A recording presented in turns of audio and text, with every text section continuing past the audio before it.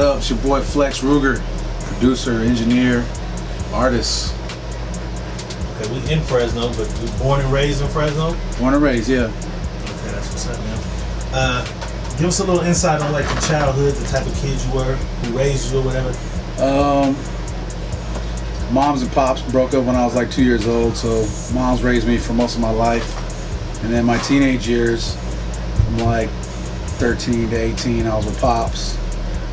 So, yeah, that's pretty much it from, my youth.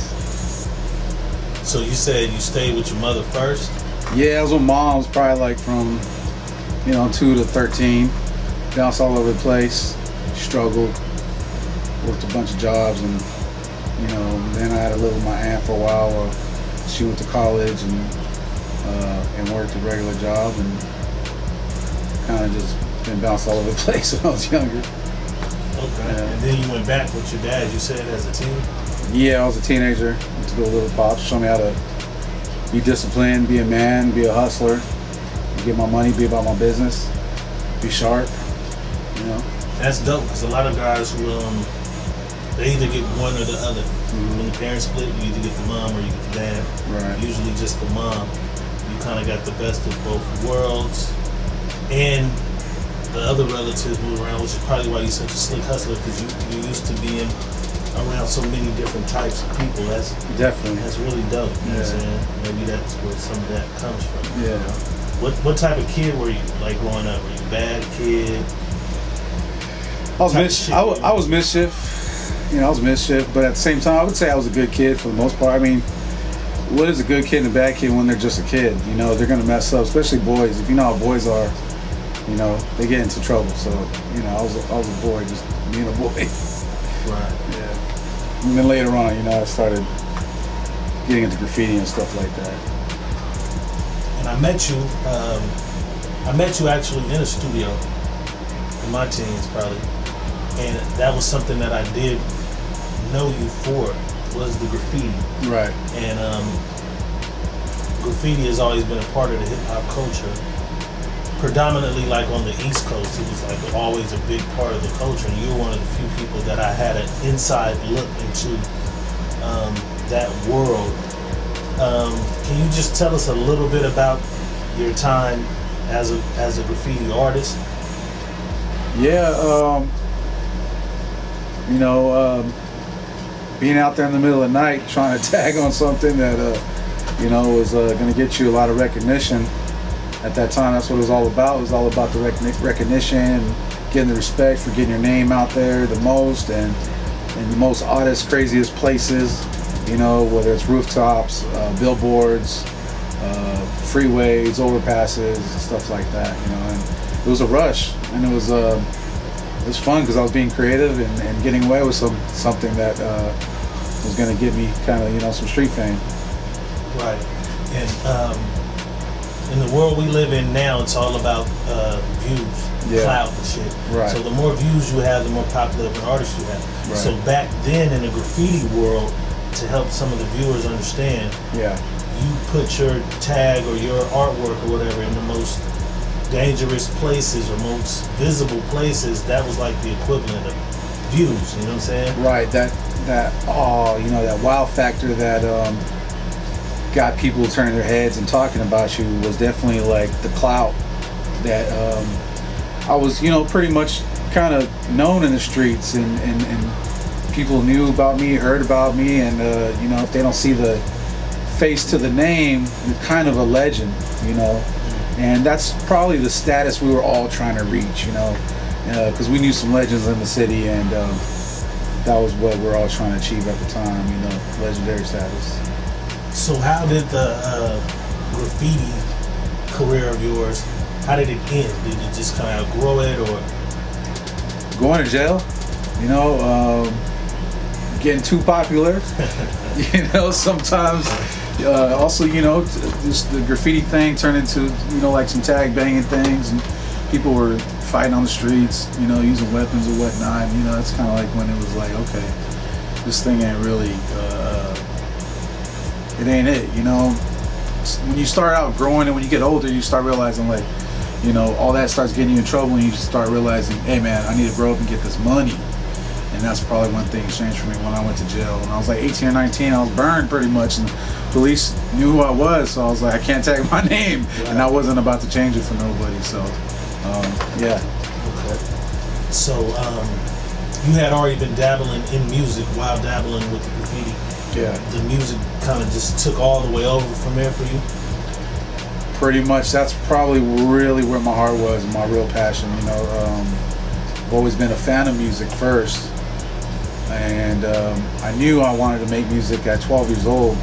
I have an older brother that had a mini truck on 13-inch Dayton's, triple gold Dayton's, and you know, he was a fly cat in high school, and he would come over and slap this bass music, just pure bass, and I would listen to an artist by the name of DJ Magic Mike, and once I heard that bass, I knew that's what I wanted to do. Like, I was turned on like nothing else, and I was at 12 years old, so I've been wanting to do this since I was 12.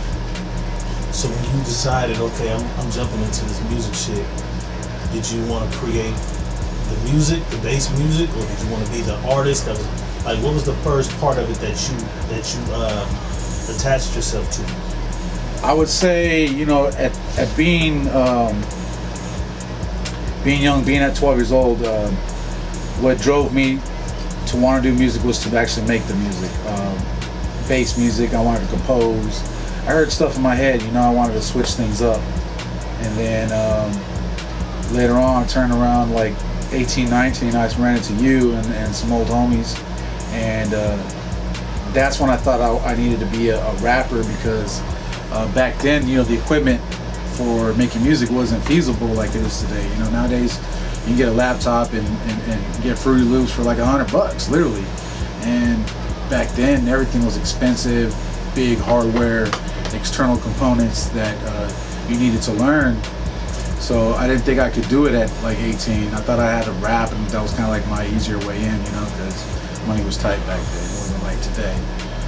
But yeah, then basically started rapping, then started producing. And producing is really where my heart was.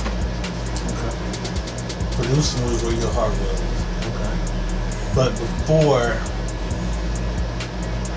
you were known around the city as a lot of people know you as the producer, engineer, Right. to go to for studio time or for their mixes, Right. or they need a record, you know what I'm saying, they go to you for that. But there was a time that you did release, you said you released a few albums, right? Yeah, I released My World, which was my first sophomore project. And I released a compilation called Legends on the Making.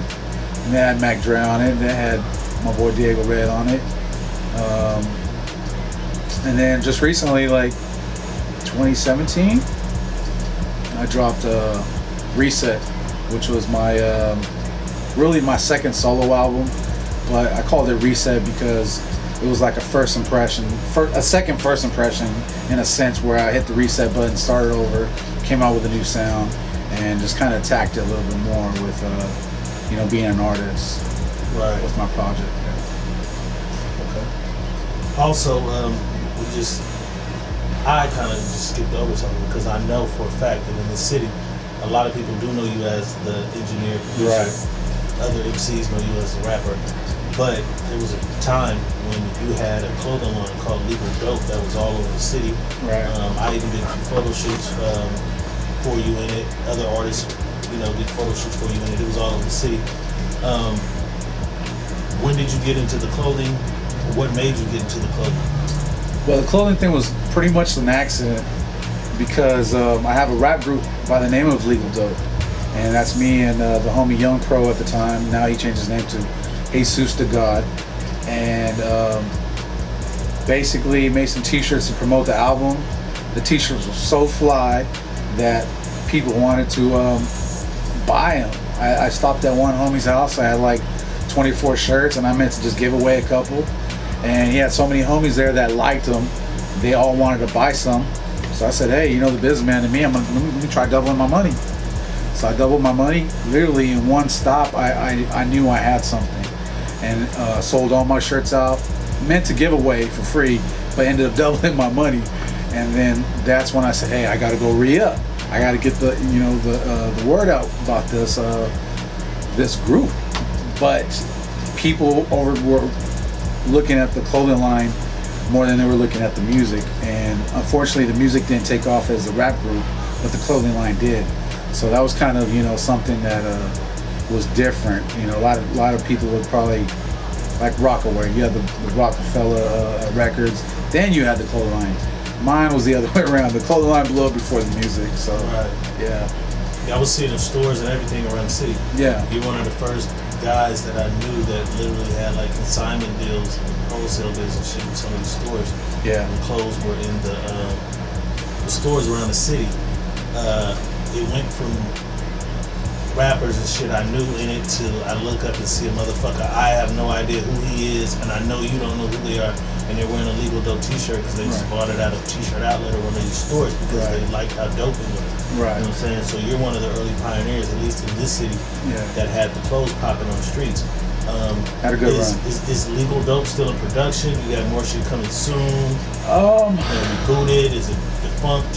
What's going on with that? So basically, man, kind of like where I'm at in life today, I learned that I wore too many hats, and I had too much on the plate, and I was doing too many things at one time to where I couldn't give my 100% to one thing. And while I'm doing all these things, I'm engineering, I'm selling a ton of studio time, literally just book 16 hours a day. After that, you don't even want to do any music of your own.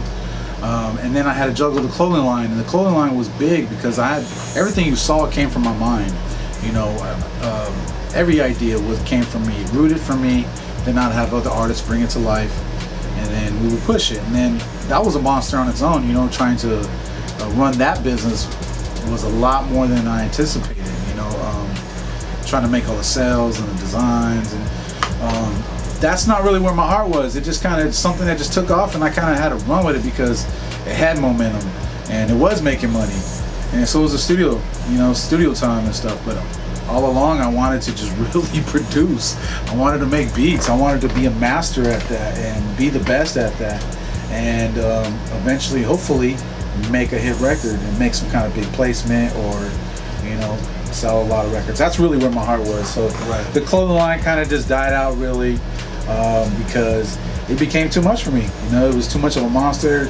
There's not really that many motivated people out here to really build a team to keep that machine going. You gotta have some major funding to keep stuff like that going. The style of clothes and shit kind of changed too. These motherfuckers was wearing like super small ass shit. Yeah, that happened. And I do remember it. I was already out by then. I wasn't like that didn't affect me where I couldn't sell my shirts. My shirts still sold. I sold out completely. But it was a learning experience. But I still appreciate that time learned because I remember watching an interview with Burner, and he said, you don't want to buy 1,000 T-shirts and then you're sitting on a bunch of cotton. You're better off buying 100 T-shirts, flipping them, and seeing your profit sooner. Right. So as you get deeper into any kind of business, you start wanting to get things cheaper. You got to buy more wholesale, more in bulk, and next thing you know, you got a lot of inventory. And I was booked all the time in the studio as an engineer, so I couldn't even really push the clothing line on another level. And I remember at the time, Hypebeast was real big, and I was in the middle of trademarking my logo, my brand, and doing a lot of research. And I was on Hypebeast, and at the same time, Legal Dope was cracking. The guy that created the Dope, the actual clothing line, Just Dope, which is probably one of the bigger brands now today, was neck and neck with me when he first started out. But I knew his bread was longer than mine because he had already a storefront by the time I started. But it was like in some little town, like in Michigan or something. And we used to talk online, and these guys on the threads online would pump us up, trying to get us into a battle, like, oh, Dope versus Legal Dope. And salute to that guy though, because he blew up. He had Jay-Z wearing his shit and whatnot too. But a lot of these cats around the world know who I am though, just through my work. Right. So as that dwindles down, you become more of this producer that we all know around here. And in producing, a lot of people don't understand. It's a lot of guys, they call themselves producers. They have Fruit Loops on their laptop, you know what I'm saying? Beat makers. You're a guy that I've seen, you beat makers. You sit around and you actually produce artists, you produce records, you produce from top to bottom. And I've been around a lot of major producers in the game, and you have the qualities and skill set that a lot of those guys have that a lot of the new guys don't, you know what I'm saying? Yeah. But as you began to produce, is there a certain sound you have? Is there a certain thing that's the Phlex Ruger producing trademark? When it comes to like a signature sound, I believe I do have a signature sound, but I'll most likely keep that real authentic Phlex Ruger signature sound for me as an artist, as Phlex Ruger the artist. And you'll hear that through my music because it's intense, it's packed with an adrenaline, it's a bit edgy and aggressive, but it's real fly at the same time, bass, bottom heavy. But now that I'm getting older, now I'm trying to, do some smooth, fly music, where it's not like so aggressive. When I was younger, I used to rap with like a rasp in my voice, just attacking the mic. And I think that's also because of the homies I came up around. Like, I'll give you an example. Pops at the top of my head is Cake Mix, the homie OG Cake Mix. He was, he was a beast on the mic. He would growl on it, and that kind of like made all of us kind of like more aggressive, I think, too, at the time with the mob music sound. Originally I was doing a lot of mob music, West Coast mob music. I listened to a lot of Sibo, some Brother Lynch, a lot of mob music, whatever it was, E40, whatnot. And then I'd say today I've been doing a lot of trap beats. So much to the point where I kind of got out of touch with my roots for a little while there and wasn't really doing any West Coast beats. And a lot of the reason why was because I started seeing that the music industry, music business, was making more money down south with the trap. And everywhere I went, when I would ask people, what kind of music do you make? And they would say trap, and it'd be like some white kid, some suburban white kid. And I'm like, trap? Trap to me was like D-boy music, somewhere like a T.I. or something, but trap turned into a whole new genre of like, almost like this dance instrumental music, and it was really just the style of the beat. So I definitely got a lot of trap beats, but I got some cool R&B stuff too. So I'm all over the place when it comes to style of music. I started doing more West Coast beats again, but I think I'm real in touch with the South because that's where my parents are from. Maybe that's why I love that rhythm, like they're from Texas, so I love that dirty South bounce, that double time. That's kind of like my favorite type of beats. Yeah. Who are some of the artists you either work with or want to work with? Well, I've worked with Baby Bash. A lot of people know about Baby Bash. I actually made an actual placement on one of his projects called Unsung. It was the last song on the album. It's a fly-ass album. A lot of big wigs on that album. I've worked with Paul Wall. I've worked with Yuck Mouth. Locally, Fashion. My boy Diego Red, of course. Locally in Fresno, probably a lot of the older OG cats that have done some stuff. And then I had E40 hitting me for beats. He got in touch with some of my beats. He called my phone, and I was kind of on into this hamster wheel, just trying to stop everything and just make a big old E40 catalog. And then, he didn't bite on anything, so I kind of just got back on my grind and started doing me, man. And that's kind of like where I'm at today. That's what it is. As far as who I want to work with, though, I was always a big Tech 9 fan, and now I'd probably say, who do I want to work with today? I really would like to work with Burner.